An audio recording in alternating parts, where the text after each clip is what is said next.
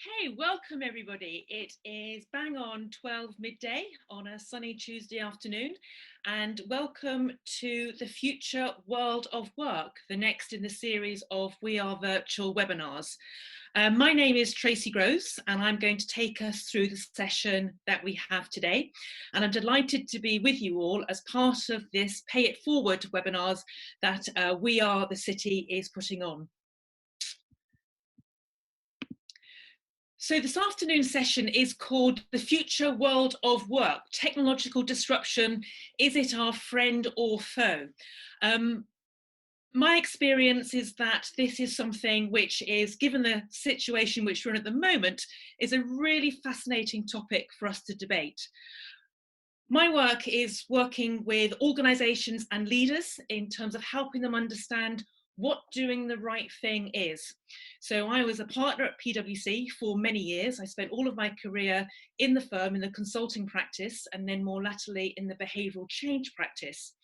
And I've been working with organisations since I left the firm as an independent consulting, helping us to really understand how do we navigate the world of complexity and ambiguity, and how can we embrace disruption and turbulence as a force for good. So when I was asked to talk about this topic, I was really pleased, because actually this is something as a real opportunity for us to debate and explore. We've got 45 minutes in total in the way that we're going to run the session this afternoon. And I'm going to do it, and as you know, you are muted and your camera's not working because we're holding it as a webinar, but please do use the chat box, which you can see there in your screen in front of you. And I will be leaving 10 to 15 minutes at the end of our session, so around about 12:30, 12:35, I will wrap up and look to see any comments, any observations, any questions you've got, so that I can answer those, as many as I can, and indeed get back to you if there's anything that you'd like to pick up afterwards as well. So please use the chat box, not the Q&A, just so we've got all of those in one place. Okay, so what are we going to cover in the time that we've got? So I've put there 3 or 4 key things which I really would love to explore with you in detail. Firstly, looking, well, what are the changes and trends we are seeing in the world of work today? So what are the emerging themes? What are the things that we are seeing that are crystallizing and becoming common themes of practice? And what is the impact of that is having on us, not just women, but across wider society as well.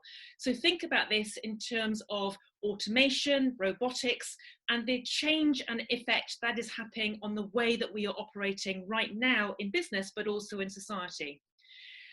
Look at that. So what does that mean in terms of opportunities? So you've got a kind of a clue there in terms of how I'm reframing this as an opportunity, because actually, and especially given the circumstances which within we find ourselves now is the good time to rethink about where are we going to direct our talent and our expertise. And as we're going through this fundamental change and shift in terms of where we're working and how we're working, actually right now that may be a fantastic time to think about how we can best position ourselves to thrive in a digital world. And then finally, by the end, I really would love you to feel really encouraged and empowered to think about this as a positive and as a force for good. Because there's one of these things somebody mentioned to me the other day, which is we're either going to crawl out of what we're currently experiencing in terms of the pandemic climate, or we're going to run out of it. And I genuinely think the same can be applied to any form of turbulence or disruption, such as the pandemic, but also technology as well. We're either going to embrace this and think about how we can use it to our advantage, or we can let it overcome us and potentially overwhelm us. So what I wanted to do is to think about, as I say, the first section about changes, trends and impacts, because actually a lot of the headlines you may already have read, which is women are going to be and are being disproportionately affected by digital transformation. We're underrepresented in STEM represented roles, and we're also thinking about how this is going to impact us in the short term versus the long term. So there are already some emerging changes and themes.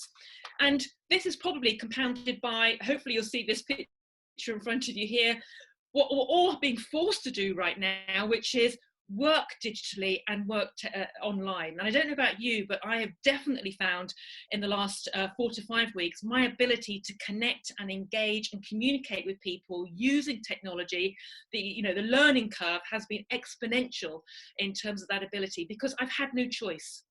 And actually, this is something which I've learned from this experience, which is when I have to apply myself and really focus on what's important to me, and what is important to me is connecting and relating to people and communicating, then I have to overcome any natural barriers or any kind of reluctance, shall I say, to apply myself to technology. So actually it's forced me to overcome them, and actually slowly but gradually I'm getting much better and able to engage in a way which I wouldn't have been able to do. So this is about feeling safe, and it's about encouraging us to think about how we can apply this in a world that we can adjust to. So look at these trends then, what's happening. So I've put this graph up here just to show you, for men and women, the impact of automation. Less well-educated workers are being particularly exposed to the risks of automation. And actually you can see that over a period of time, both men and women are going to be impacted. In the actual shorter term, it is women on this graph here that we are seeing the potential impact of job automation. So higher risk for women in the shorter term. And I'll explain why that is at the moment. But as you get along the timeline and we start looking out into future years, it's actually men who are going to be disproportionately disadvantaged by the risk of automation. So actually, it's in both our interests to think about how we can use technology as a force for good. So this is interesting. So this data is showing us that in the short term then, women are going to be adversely affected, but over time, there's a bit of equaling out, and then as later goes on, men are going to be. So why is that? Well, let me just explain that by sharing with you some research and some data. So this is from the World Economic Forum, which talked about in 2018, they did a massive piece of research on the future of jobs, and it looked at outwards towards the end of the 2020s, 2026, 50% of the roles which are likely to be displaced by technology are dominated by women. So that is really worrying. So that's in a relatively short time period that they said this. And why is that? As I say, why is it that women in the shorter term are being affected by this? And it's because the disruption is more likely to hit roles which tend to be more gender orientated towards women: customer service, admin, and clerical roles. So these are the jobs which are at risk of automation in the earlier years. And because women tend to dominate those roles, they are the ones that are actually going to be adversely affected in the shorter term. Going out though, going further, we're going to see much more automation, for example, in transport and logistics. So truck drivers, for example, movement of goods, supply chains are going to be far more dominated by automation, and predominantly, again, so this is looking at it generically, they tend to be dominated by men. So that's why we see, as we go further out, looking at this from a prediction perspective, men are also going to be affected as the time goes out, because they won't be driving the trucks anymore. They won't be moving logistically, getting those goods physically moved from A to B, because that will be taken over by automation. So it's actually perpetuating the gender-based occupational segregation which we have created. As a society, we've created structures and businesses which are tended to attract certain genders to certain roles, and this is actually magnifying that. So we're going to have to be really cognizant and think about, what does that actually mean?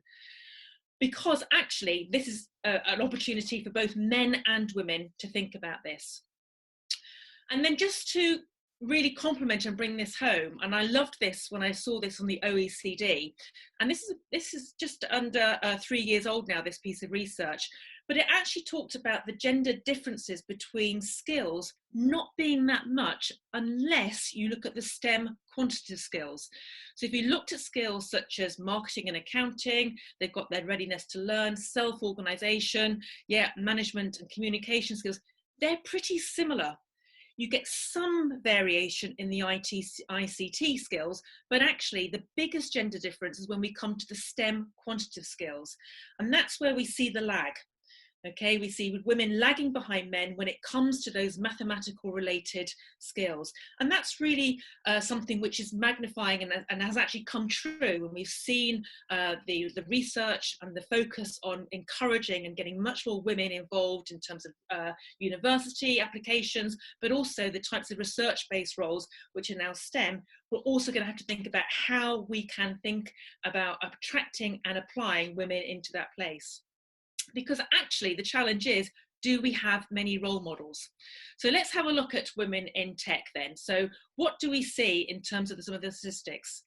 Well, currently women only hold 20% of leadership roles, creating bots in major tech companies.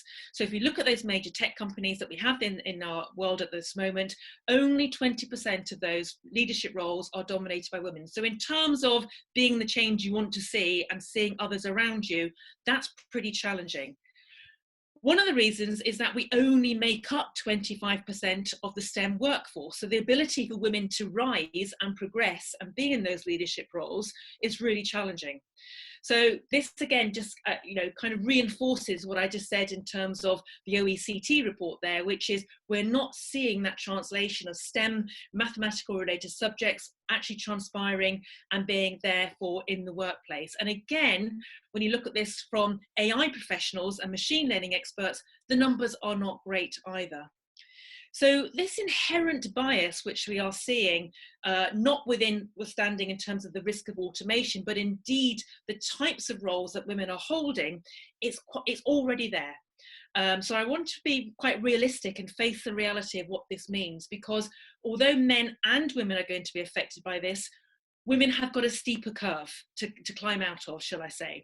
So there's a real clarion call now in terms of, so what is this going to look like? And in particular, when you think about how all of us, men and women, are being affected by, our current climate in terms of being able to work from home and our ability to engage and do our jobs, actually it's women who are being more adversely affected because they are taking up the frontline jobs. Over 90, well, I think it's 89%, let me get the figure right, 89% of nurses here in the UK are women. So that means, again, from a gender perspective, we are greater at risk of COVID-19 because of the fact we are there on the front line, but also we tend to be the cleaners within the hospitals. We tend to be the carers in the care homes. We tend to be the people who are running the laundries and the kitchens. So this transpires across all types of industries and sectors. So we need to be very realistic about what this means. So let's not be too challenging, however, in terms of, well, at least we are 25% of the workforce, at least we do have some AI professionals, but it's not enough. And I think that's the piece which I really would love to share and encourage us to think about, which is we shouldn't be complacent about this. There is so much opportunity out there for us to take and to do something with. Yes, we are seeing many more companies and organisations now moving towards attracting women into the STEM-related workplaces and work jobs. However, what are we doing to embrace that and turn that and grow it and gain it in a way which is going to be of benefit for both of us? So what I'd love to do is to think about how women are going to be potentially pigeonholed here.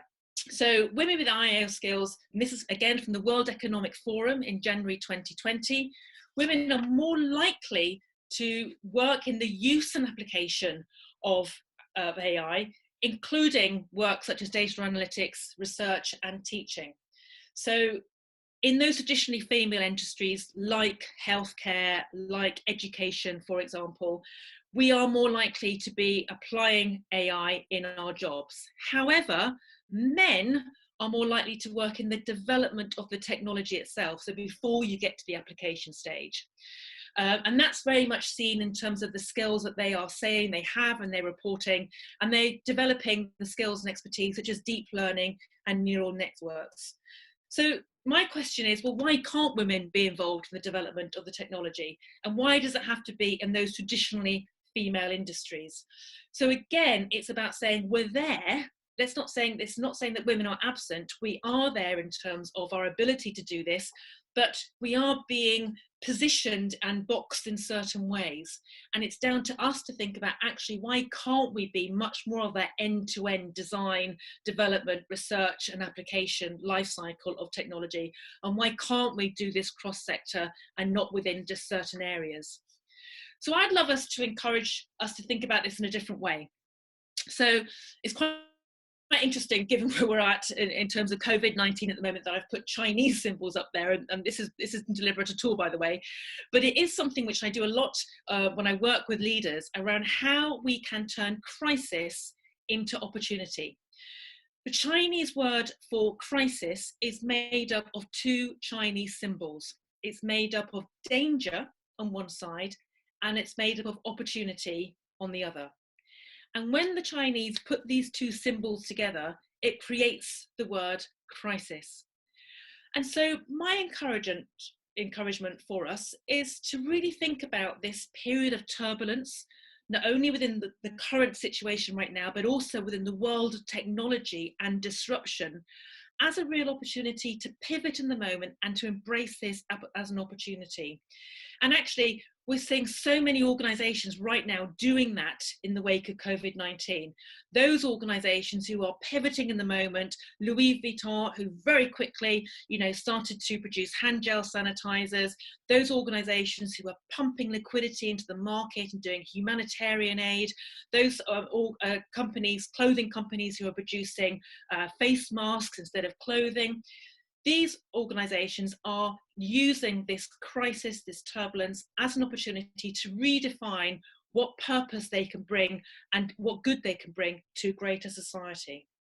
So I would really encourage us to think about this, to say, actually, we need to be actively engaged in technological disruption as an opportunity for growth.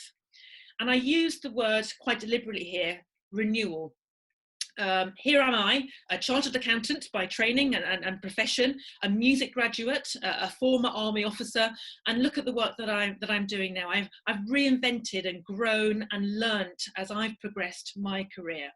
And now I'm embracing technology as much as I possibly can in the world that I have, in order to be the best that I can be.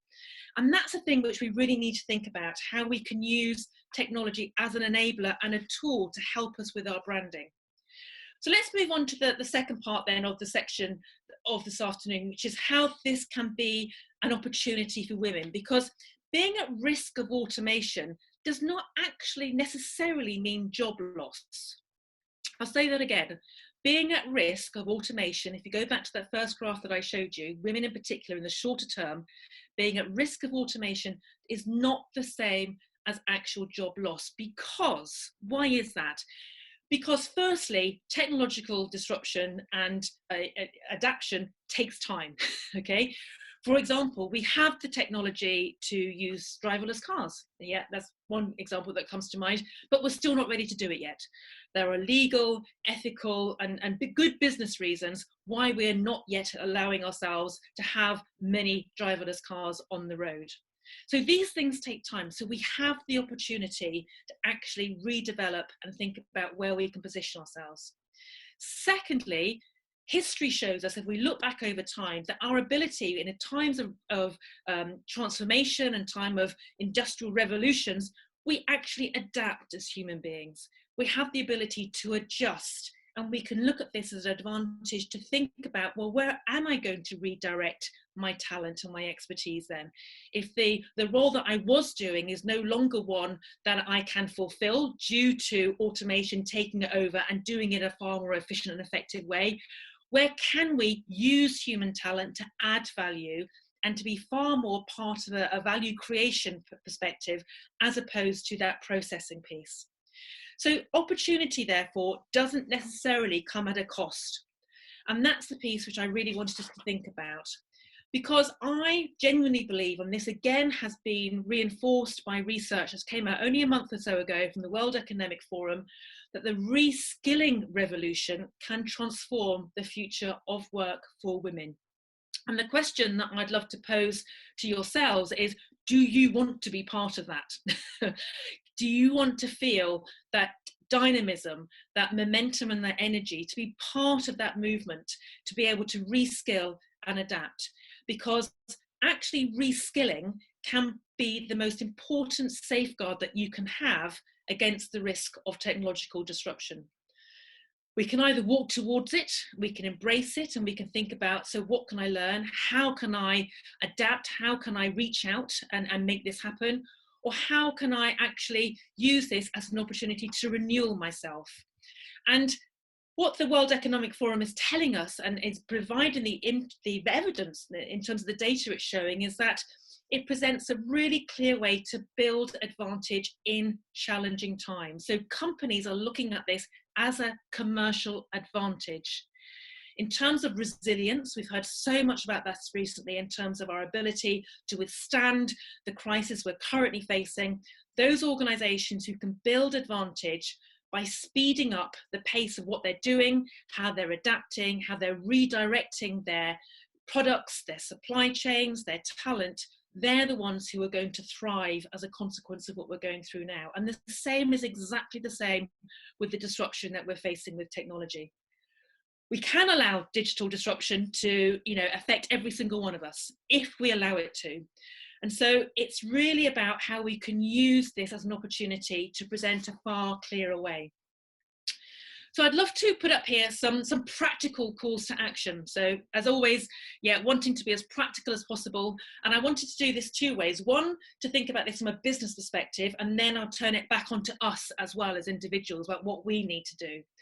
But the call to action for companies, and a lot of coalitions out there, a lot of organisations are really recognising that this is an advantage. It can be a real imperative and a differentiator when it comes to market advantage. So let's think about reskilling offerings to business functions with an overrepresentation of women. So where there are vulnerable roles, where there are large gender orientated roles which are taken up by women, let's think about how we can reskill those as a priority.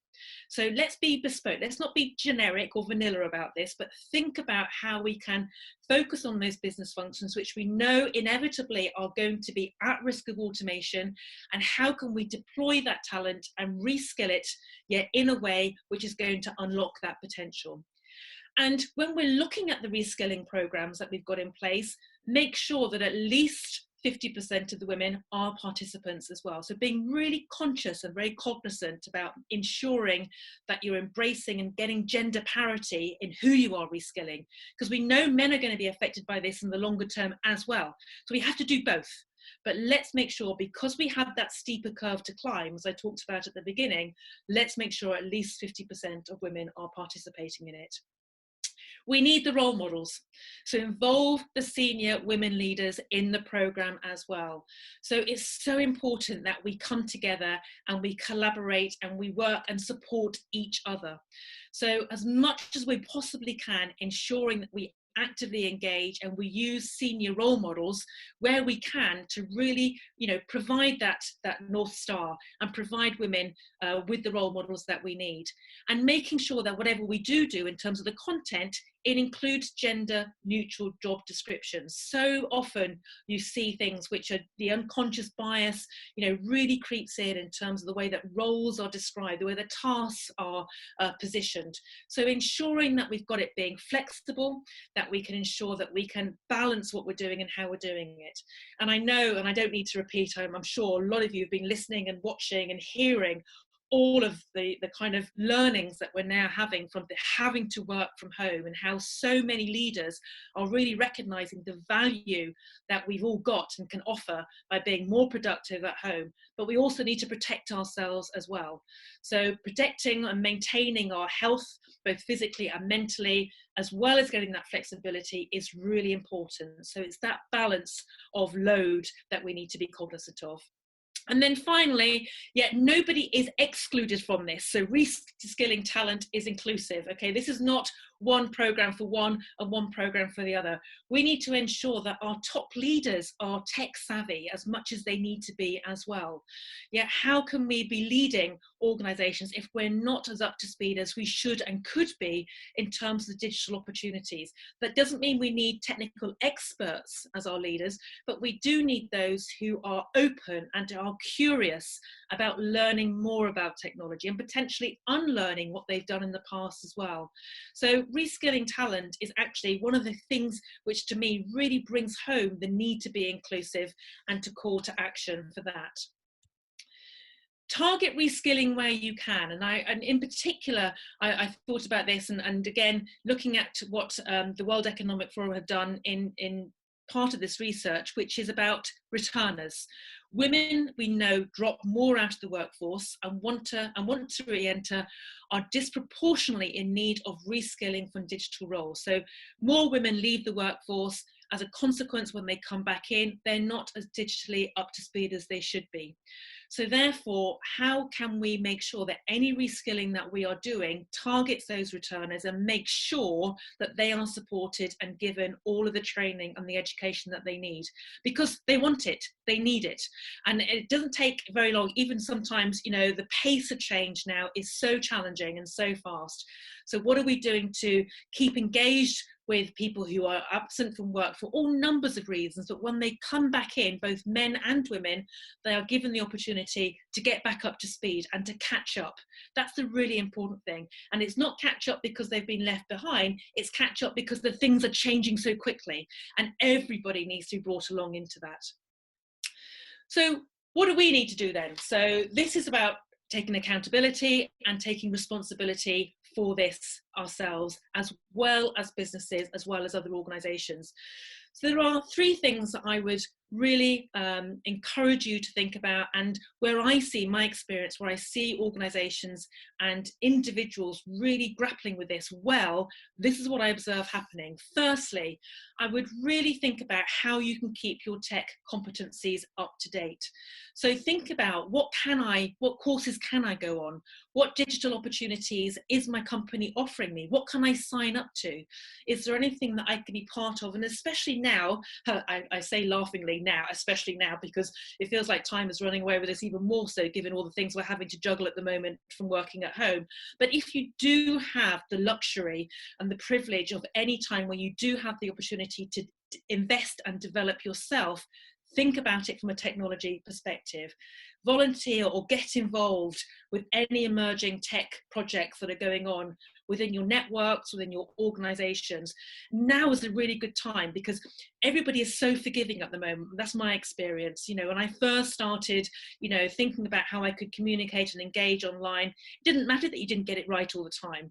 Yeah, everybody wants everyone to win and to be successful in what they're trying to do, and they applaud everyone for having a go. So really think about how you can update and keep your tech skills up to speed as much as you possibly can. Secondly, your network. You're only as good as the network and the system that you have around you. I cannot underemphasize or overemphasize this enough, shall I say, the power of your relationships, who you know. If you don't know them, how can you reach out to them? The power of the relationship, the contacts you have, and the people that you work with, and the people that you don't know, how can you get to them? You know, just thinking about, for example, the WeAreTechWomen conference coming up in June, you know, make sure if you possibly can, get along to that, meet other people, contact, engage, check in with people. And I know that's happening, I think, as much as people can at this point in time, given we are all working virtually.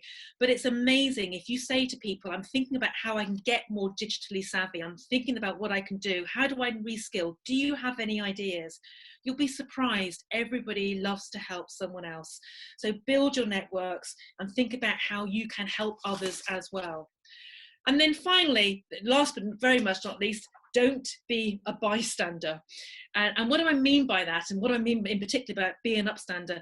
You know, where you do see people being left behind, or where you see some bias coming into the system at work, where you see, you know, gender specific roles being necessarily overlooked, or people aren't being engaged in tech projects and they should be, then stand up for it. Yeah, be an upstander. Don't be complacent and don't be complicit to the fact that we could all be at risk of automation and technological disruption here. So it's only by collectively wanting this to be an opportunity will we actually make a difference. So that's what I mean about being an upstander. Take ownership and accountability for yourselves to think about how you can work together and individually to think about how we can embrace this as a force for good. Because in terms of the acceleration of technology, in particular because of what we're observing right now and experiencing through isolation, this is actually a really great time to call into question. You know, we do not want to see disproportionate numbers of women potentially losing their jobs in the next 12 to 18 months. We do not need to see talent being leaked because they're being overlooked, or we're not standing up and challenging how we can bring diversity and different expertise and line of sight into the workplace. So actually the win-win situation here is that not only do we win, but there's a win here for companies because they know and they recognize, and this is proving that actually our ability to come together and to generate and be creative in who we are and what we do is actually going to help us in terms of our resilience. So in summary then, moving towards the end of this formal presentation piece, I've just got a couple more minutes now to finish off before we go over to any questions which we've got. Is technology a friend or a foe? Well, I hope I've been realistic and I've been balanced. I've started off talking about the real, reality in terms of the trends and the impacts that we've seen. I've talked about how women in the short term are more at risk, but over the longer term, men will also be affected.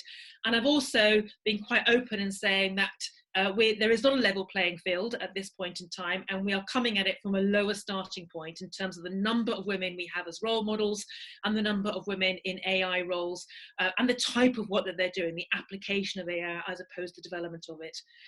But actually, we can either let this happen to us or we can walk towards it and do something with it.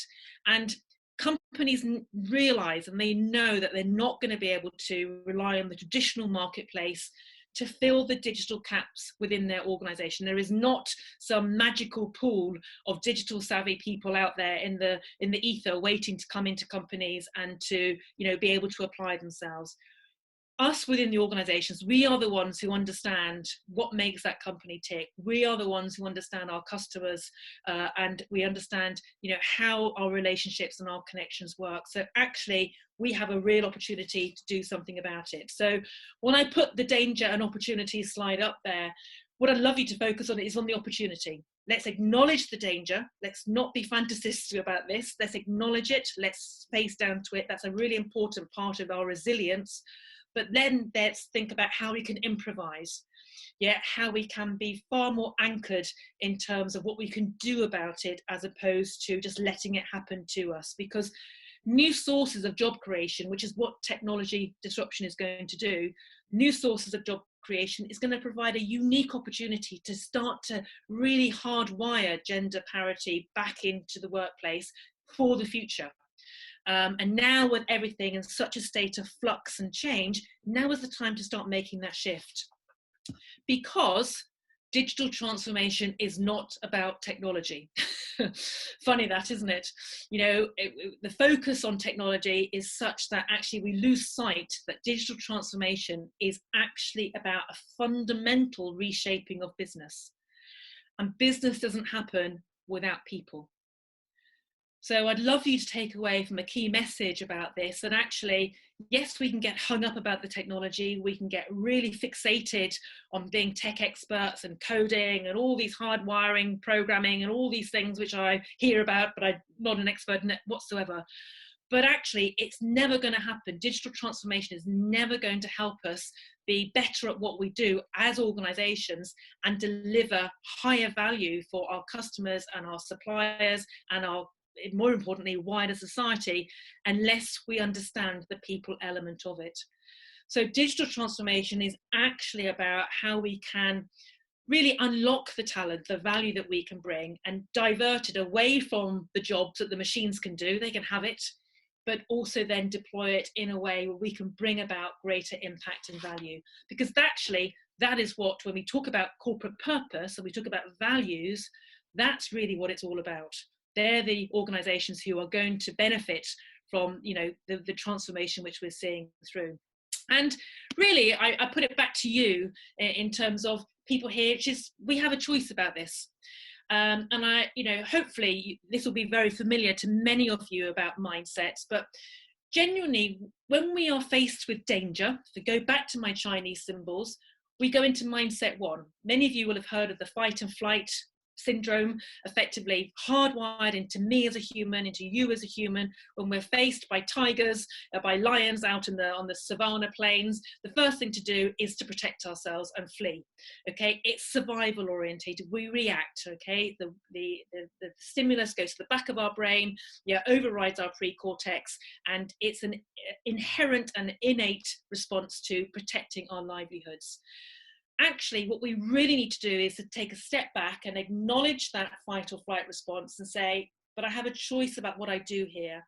Do I actually allow then the signal to go to the front of my brain, to the prefrontal cortex, and allow myself to start thinking about, okay, so if this is now what's going to happen, how am I going to learn from this? What can I do differently? How can I protect myself without overreacting with stress and anxiety and nervousness and fear, which is the normal natural response? How can I respond in a way which is more enduring and more sustaining? So this mindfulness, which is why we keep on hearing about mindfulness as being a fantastic tool to deploy in a time of anxiety, especially now, and high stress, our ability to be cognizant about being present and taking charge of how we can respond to the change that's happening around us is so important. So I look at the mindset as your inner warrior, if I can call it that. I hate to use that kind of, you know, army-like language, but it's true. It's our best form of defense, our mindset about how we can respond to any form of threat or fear, whether it's the pandemic, which we're now experiencing, and in so many different levels, and quite tragically at some, I know, but also around technology or any form of disruption that's going to happen in the future. Because when we do get through this, and we will, there'll be something else that comes along. So how can we practice our muscle, our brains, to really think about how we can be far more resilient and use our minds to help us navigate this change? Because it was Darwin who said, it's not the strongest of the species that survives, nor indeed the most intelligent. It's the one that's most adaptable to change. So that's the species that will survive, the one that is able to apply mindset 3 that you have there. So use your inner warrior.